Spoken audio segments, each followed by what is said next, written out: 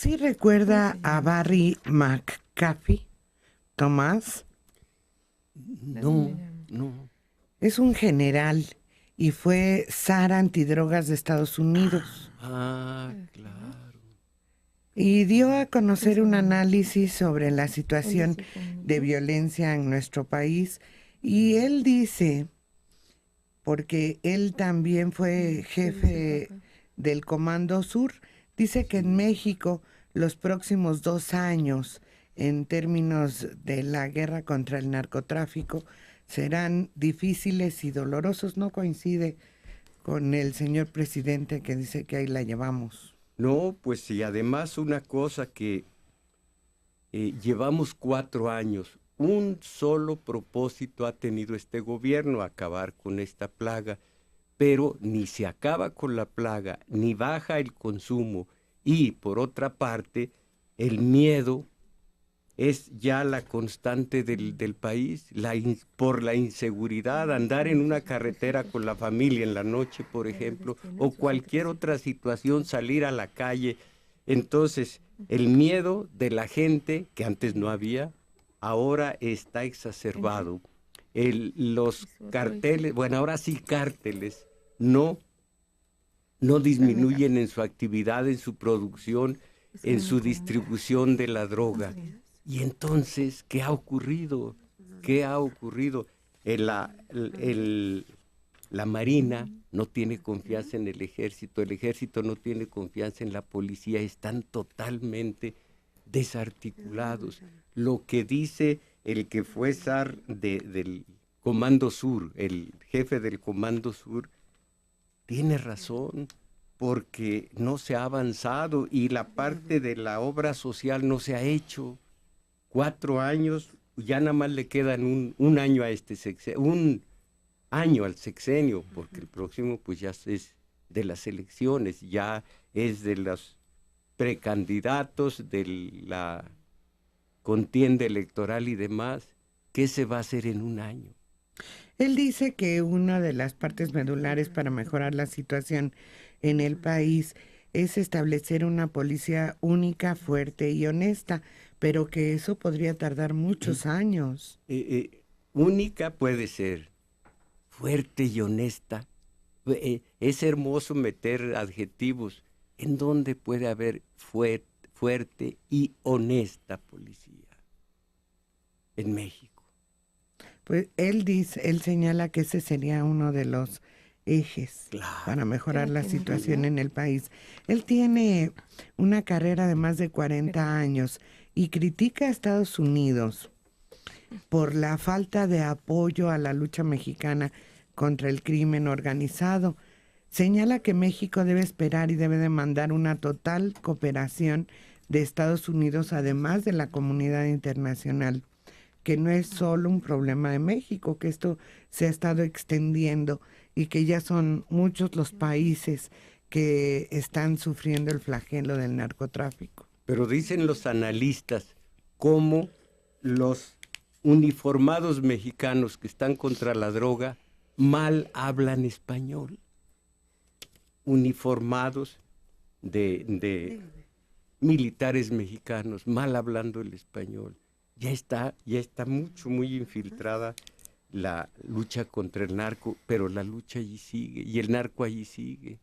Y todo se ha ido, todas las fuerzas del sexenio en un solo propósito no logrado. Y el propio McAfee, pues, en algún momento tuvo en sus manos la posibilidad de influir sobre uno de los factores fundamentales del problema, que es el consumo en Estados Unidos. El consumo no ha sido tocado. Él mismo no lo señala ahí como un factor importante en el deterioro de la situación en México. Entonces, si no están dispuestos a hacerle frente a las causas de fondo del problema, pues difícilmente podrán dar un consejo válido al gobierno mexicano. Policía única, policía múltiple. Si hay evidencias que las policías federales están en connivencia y con ciertos cárteles, pues la verdad no tiene mucho que alegar en favor de la opción de una policía única. Sí, dice que el apoyo a la iniciativa Mérida pues no es la solución porque no es un apoyo definitivo, pero sí, la labor tendría que ser limitar el consumo, Claro. no solo en Estados Unidos, sino en muchos otros lugares. Un 2%, un 3%, de limitarlo, reducirlo en un 50%. Entonces sí empieza a notarse algo distinto en nuestro país. Pero mientras sea la mercancía más valiosa que exporta el país, que más demanda tiene y que tiene un mercado totalmente asegurado, pues, ¿cómo puede competir con lo demás? ¿Qué más se puede exportar? Latitas de chile, salsa, no se comparan. Y que además apuntala la economía del país. Eso es lo más grave. Pues sí. También señaló que está horrorizado por el nivel de violencia, que aun cuando es inapropiado comparar con Afganistán, parece que los niveles de violencia en México, en lugares como Juárez, en ocasiones son tan grandes como los niveles en Kabul, en Bagdad o en Bogotá. Y lo malo es ese clima, esa atmósfera de miedo, que si es en Ciudad Juárez o si es en Chihuahua, si es en Tamaulipas donde ocurre toda este desorden, el miedo está en todo el país, el miedo a salir, el miedo a viajar, el miedo pues a ser asaltado. El miedo es la constante de este país a estas alturas, del sexenio. Y bueno, él que fue zar antidrogas, bien pudo, como tú lo señalas, haber dado los primeros pasos para evitar que esto llegara a los límites a que hemos llegado. Sí, y sobre todo garantizar que el gobierno de México tenga un financiamiento importante para sostener esta lucha que está siendo cargada íntegra al presupuesto del país. Ha subido un 17% el presupuesto de un año a otro, el presupuesto con cargo al combate al narcotráfico, que es la única partida que ha tenido realmente un aumento importante. Entonces, ¿cuánto va a ser? Se va a dedicar el 50% del presupuesto a combatir el crimen, el 60%, y el crimen incólume, porque sencillamente sus fuentes de financiamiento no se han cegado, pues. ¿Le estamos haciendo la tarea? Así es. Y la tarea publicitaria, porque la verdad a ellos no les importa. Eso es lo importante, que no les importa. Claro. Que los intelectuales, que ciertos grupos, que los artistas, que los aristócratas consuman droga, les tiene sin cuidado. Que en las fiestas de la sociedad se consuma rayitas de cocaína y que el crack se reparta como dulces en las raves de los chavos. Oye, pero quiere decir que los gobernantes en Estados Unidos no tienen idea de lo que es la historia. Eso fue lo que terminó con el Imperio Romano, el desbaratar las sociedades del interior y dedicarse nada más a la vida de puro placer, lujo, vicios. Pues sí, así de que sepan mucho de historia, no lo saben. Les tienen sin cuidado. Ellos tienen muy alta, evalúan mucho su posición en el planeta y en la historia. Se dicen el mejor país, una serie de declaraciones así grandilocuentes, y eso les basta para no tener algún tipo de resquemor sobre esta posibilidad de que sea un indicio de decadencia. Pero pues es que es un país de cientos de millones de habitantes, muchísimos de ellos viciados ya, enviciados con la droga. ¿Qué pueden hacer un zar antidrogas, un jefe del Comando Sur, un gobierno? Son tareas imposibles de llevar a cabo.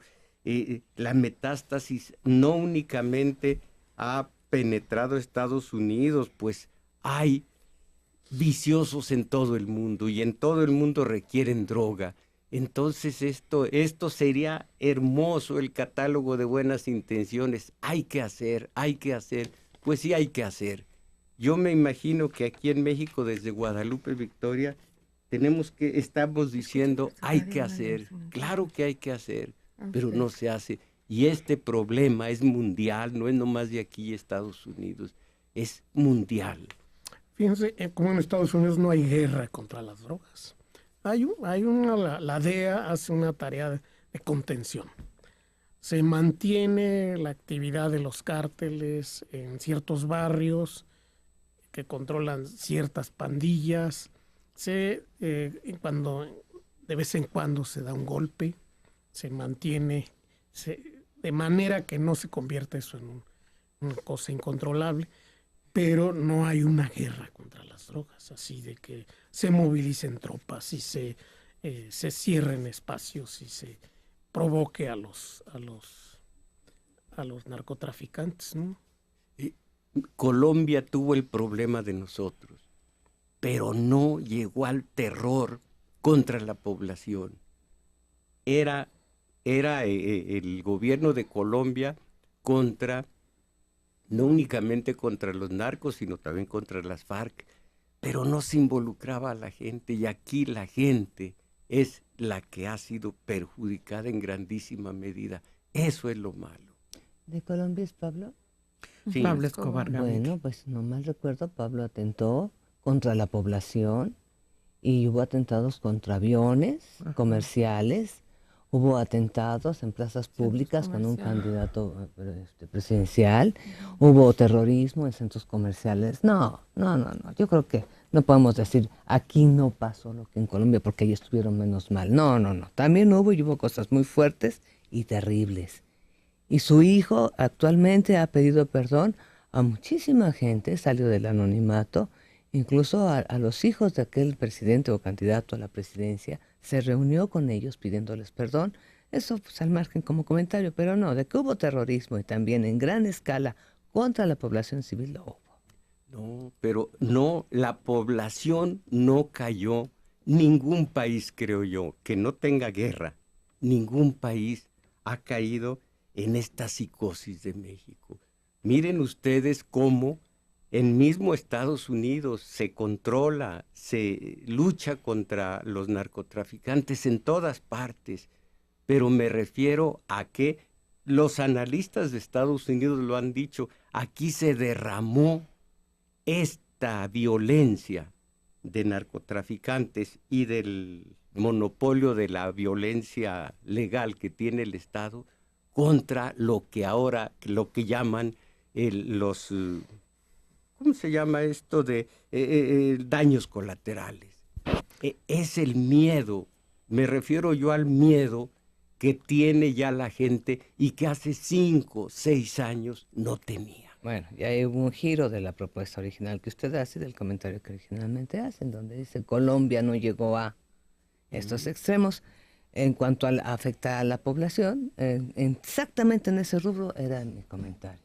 ¿De qué miedo hay miedo? De que hay daños colaterales, sí. De que Estados Unidos está asustado, pues que no se asusten tanto, que vayan un poquito a sus referencias de Afganistán, de Irak, de todo lo que hicieron con sus presos. Simplemente pues ahí que se asomen un poquito a Cuba para que no se asusten tanto. Porque si alguien inventó el terror y alguien inventó en un momento el lastimar al ser humano, han sido ellos. Y sí, la gran diferencia entre México y Colombia es que aquí la estrategia involucró la creación de un conflicto muy fuerte entre los cárteles. Y allá en Colombia esa estrategia no se siguió, se combatió directamente contra los cárteles, se llegó a un acuerdo finalmente, a una especie de situación de convivencia, no se ha detenido el flujo de droga que sale de Colombia. Eso se mantiene tal cual, usan submarinos, usan una serie de cosas, pero no hay guerra intercárteles, que es lo que aquí causa el 80% de las ejecuciones.